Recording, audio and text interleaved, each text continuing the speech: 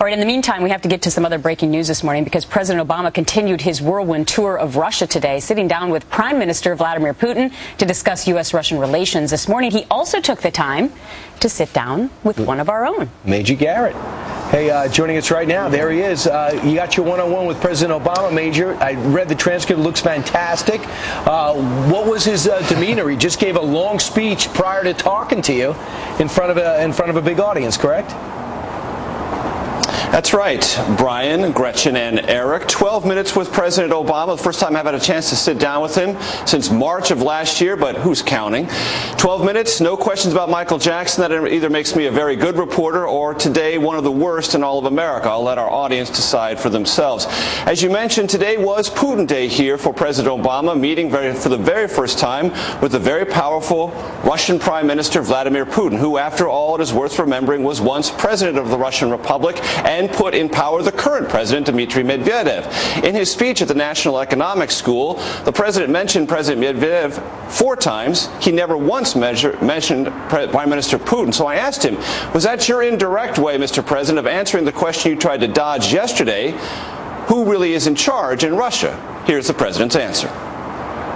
I think that President Medvedev is my counterpart, the president of Russia. The Prime Minister, who I just met today, obviously still has enormous influence. Interestingly, nothing Putin said contradicted anything that Medvedev had said. It was consistent. Now that is absolutely fascinating, guys. I mean, that's just absolutely fascinating for a couple of reasons. First of all, if in fact Prime Minister Putin had said something that contradicted what President Medvedev said to President Obama just yesterday in their very first summit here in Moscow, that would be sensational news. And the fact that it was an even open question in President Obama's mind that, in fact, there was a potential that Prime Minister Putin could trump the President of Russia, President Medvedev, is a fascinating look into the way the U.S. administration views this tandem of power here in Russia. The fact that they were consistent in what they said also tells the U.S. administration one important thing, that whatever so far President Medvedev has committed to, whether it's arms reductions, cooperation in Afghanistan, possibly dealing down the road with some sort of potential ballistic missile threat that might come from Iran, all those things now can be more believed. Why? Because Prime Minister Putin has validated them. So I also asked President Obama this. Last week he said he thought that Prime Minister Putin still had one foot stuck in the Cold War.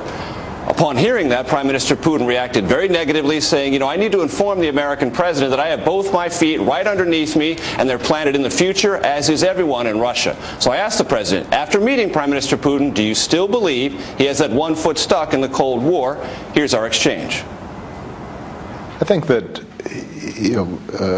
he would admit that his formative years were shaped in the Cold War, and that some of his continued grievances with respect to the West are still dated in some of the suspicions that came out of that period.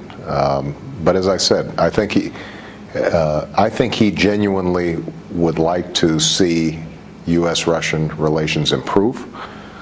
I found him to be tough, smart, shrewd, very unsentimental, very pragmatic. And on areas where we disagree, like Georgia, I don't anticipate a meeting of the minds anytime soon. On areas where we have common interests, like fighting terrorism, I think that there's great potential for us to do some work together. So he does or doesn't? Does or doesn't. Still have a foot stuck in the Cold War?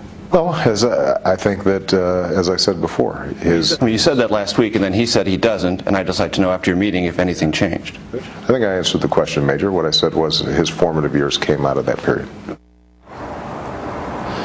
I think I answered the question, Major. Well, maybe yes, maybe no. It didn't really come clear to me whether or not he thought that Vladimir Putin was a particularly modern leader for Russia. As he has described President Medvedev, there still seems to be a concerted effort within the Obama team traveling here in Moscow to elevate President Medvedev and in some small ways diminish the influence of Prime Minister Putin, but as the president himself said, that's impossible because Prime Minister Putin, in the president's own words, still wields enormous influence here. Guys?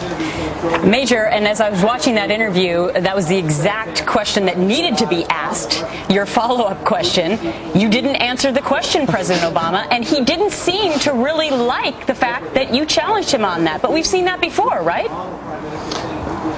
No, he and I have a bit of a history there. I like follow-ups. The president doesn't. That's usually the way it goes, but I'm not going to stop following up, and he's probably not going to stop giving me the look. Yeah, I saw that look. And by the way, the other question you asked about whether or not your story is important or Michael Jackson, both are, but we appreciate you bringing us this news from around the world as well. Thank you, Major. Yeah. Very good. Only a major story can change the world. Michael's can't. Exactly. All right, President Obama took time away from meeting with the leaders of Russia to sit down with Fox News senior White House correspondent Major Garrett. He joins us now from Moscow. Major, really good stuff there. What stands out most with your meeting? Well, good morning, Eric, Brian, and Gretchen. Good afternoon here from Moscow. It's about 4:15 in the afternoon. A couple of things, and I forgot to mention this at our 7 o'clock hour, guys, but right before I sat down with President Obama, I had a brief conversation with the president's national security advisor, Jim Jones, who sat in on the nearly 2-hour-long meeting between Prime Minister Vladimir Putin and President Obama. And he said the first hour of the meeting, get this, guys, the first hour was taken up entirely by Putin talking about his history of the Cold War.